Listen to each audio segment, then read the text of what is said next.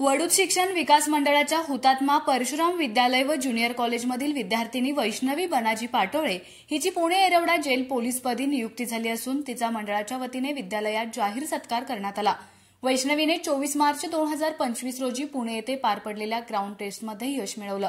त्यानंतर 5 एप्रिल रोजी लेखी परीक्षा झाली व 9 मे 2025 रोजी तिची नियुक्ती निश्चित झाली। 5वी ते 12वी पर्यंतचे शिक्षण तिने हुतात्मा परशुराम विद्यालयात पूर्ण केलं।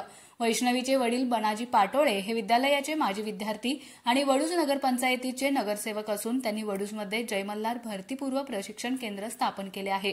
सत्कार प्रसंगी वैष्णवीने मार्गदर्शन करताना सांगितले की लहानपणापासूनच ध्येय निश्चित करून सातत्याने सराव केल्यामुळेच हे यश शक्य झाले। या यशात मोलाचा वाटा असलेल्या सर्वांचेच वैष्णवीने यावेळी आभार मानले।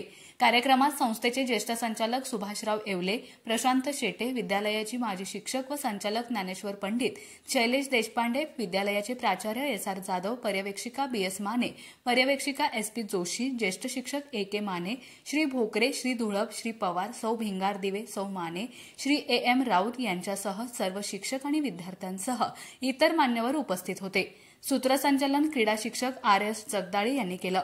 यावेळी शिक्षण विकास मंडळाच्या वतीने वैष्णवीला पुढील वाटचालीस शुभेच्छा देण्यात आल्या।